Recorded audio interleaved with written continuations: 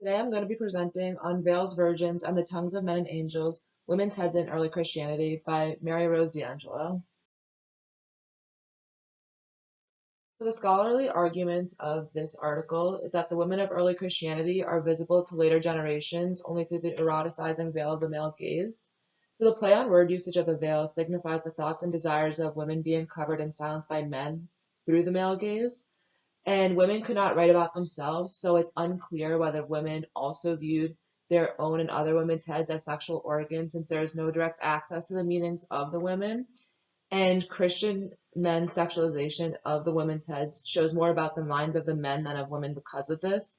The association between women's heads and the genitals were consciously decided by men of antiquity, specifically Paul and Tertullian.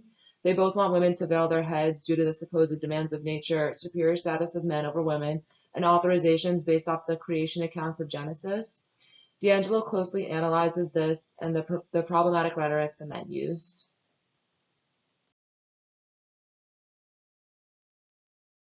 So Paul wrote in 1 Corinthians 11:2 through 16. He wrote this between 52 and 60. And in this, his goal was for Corinthian women to cover their heads during a prayer or prophecy in the assembly.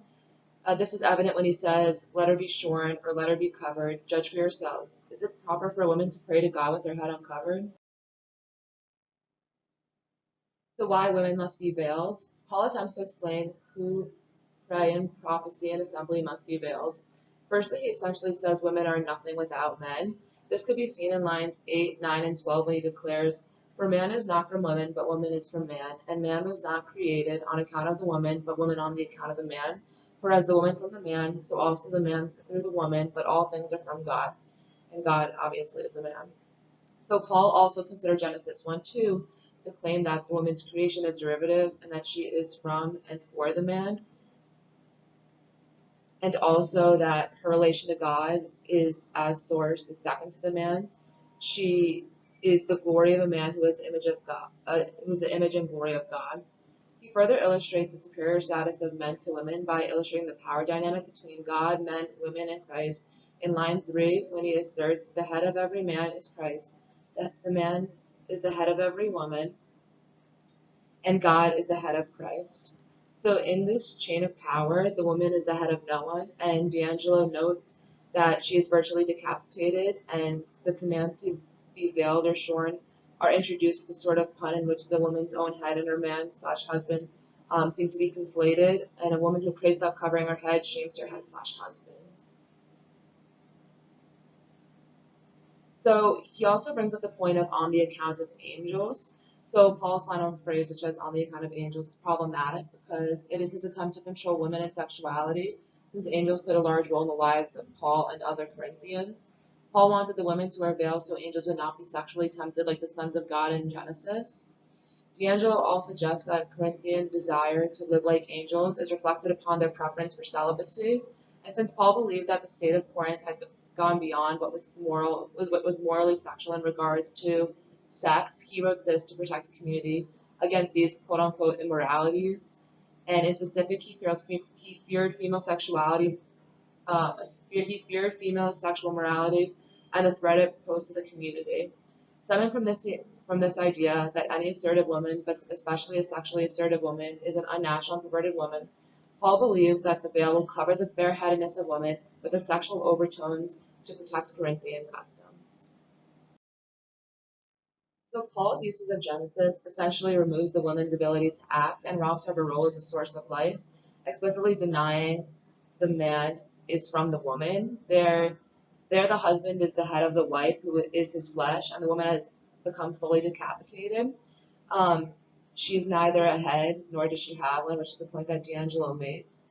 Additionally, Paul is doing the equivalent of the modern day term slut shaming by appealing to the woman's amor propria, which means self-respect, by asking if a woman really had respect for herself, would she have not covered her head? He is insistent that they need a veil because of the quote-unquote low and secondary characteristic of the woman. Another argument that Paul makes is because of nature. So Paul argues that nature is why the long hair of women must be hidden by a veil. D'Angelo suggests that Paul sees an analogy between the woman's head, on which her hair grows profusely, and the genitals of both men and women, where hair also grows more abundantly and which must be covered in public. So men's heads are different in the fact that like they can go bald or be shaven without causing shame, but women's heads are like the shame that is sexual because it requires a covering and they must be closed with the hair. So he considers glorious hair as an indicator of shame in accordance with women hair being compared to pubic hair.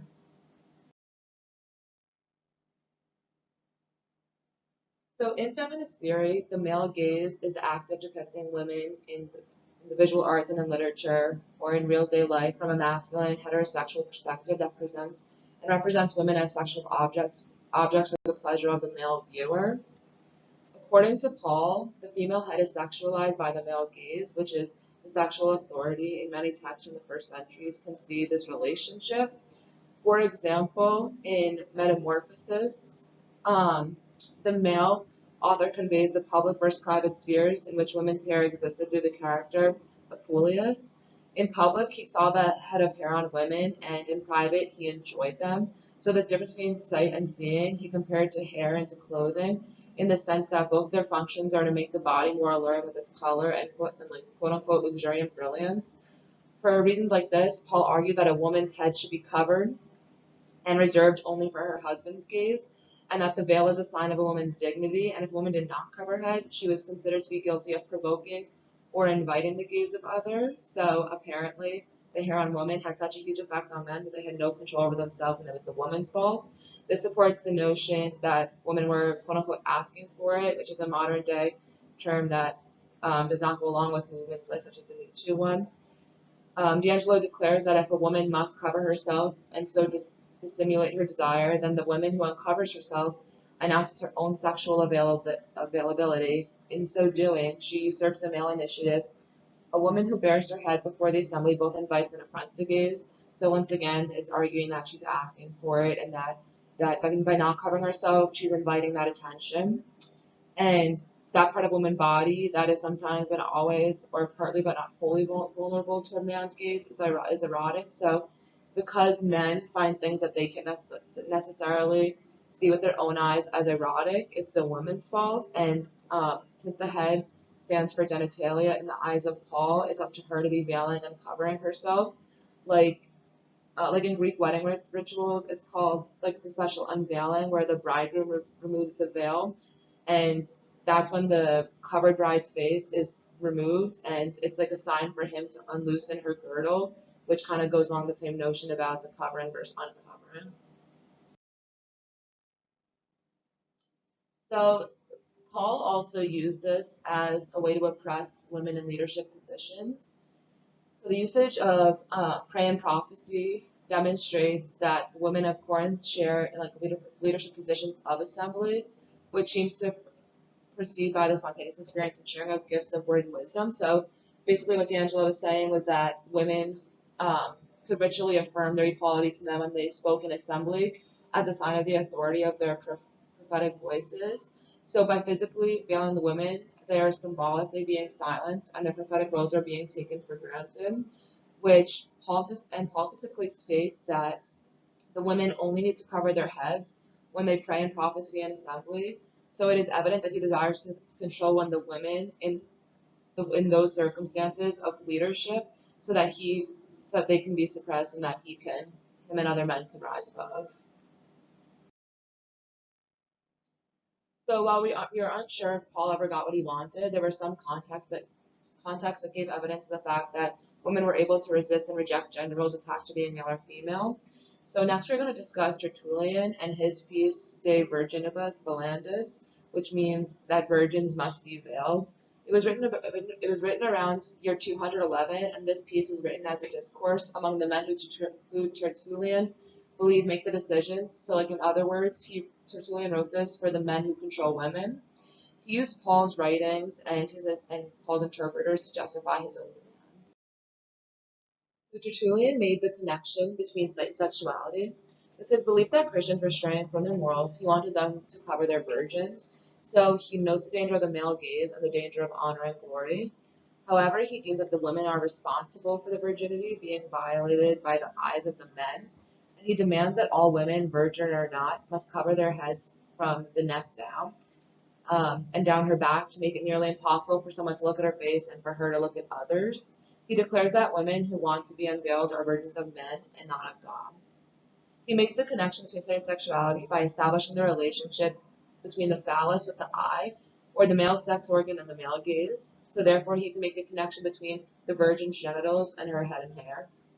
Therefore, similar to Paul's argument about clothing, he demands that virgins must be covered if if her shame is clothed everywhere. Julian believes that covering the women helps men resist sinning, since her beauty is covered, and the women are also protected from being the reason why men sin. D'Angelo reasons that this thought process was, if unveiled virgins are a danger to themselves, how much more to men and angels? So again, he's placing essentially the men and angels' safety above the virgins. So since Tertullian figured that the women the angels lusted after were definitely virgins, they didn't want the tainted bodies of women that were not virgins.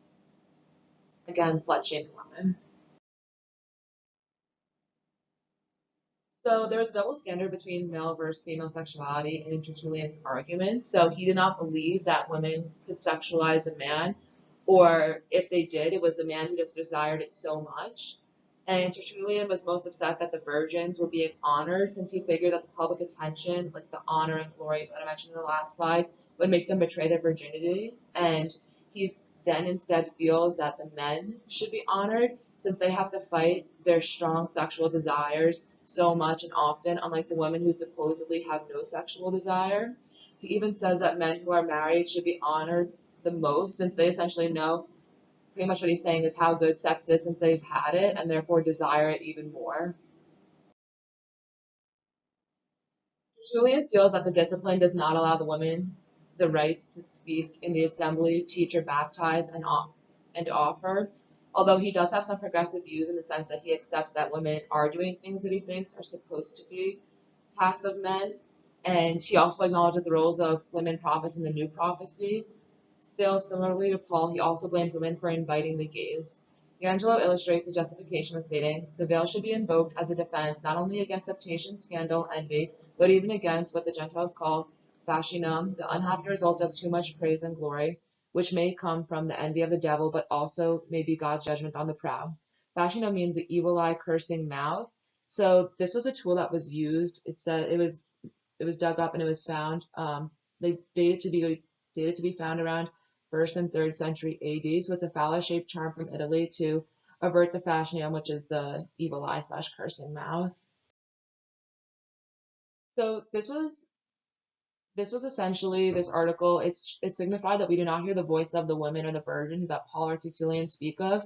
And the final paragraph of D'Angelo's article sums up the key issues of veiling women and the struggles that we face when trying to determine the perspectives of women in history. And it goes, they won not only in terms of the literal imposition of veils and head covering on women and virgins for many centuries, but also in the larger battle they saw themselves fighting over the unveiled heads of women, the battle to shelter the divine and revelatory, the words of the Spirit and the eyes of the angels from the sexualized presence of women, and they won too, in that the women whose heads were at issue remain unveiled against our inquiry, cloaked in the male discourse that at once discloses and hides their presence. We cannot know the meaning they gave their gestures or the hopes and expectations that accompanied them. These women are visible only through the eyes of the male controversialists who do not see them either, for they are locked into the fascium of their own eroticizing gaze.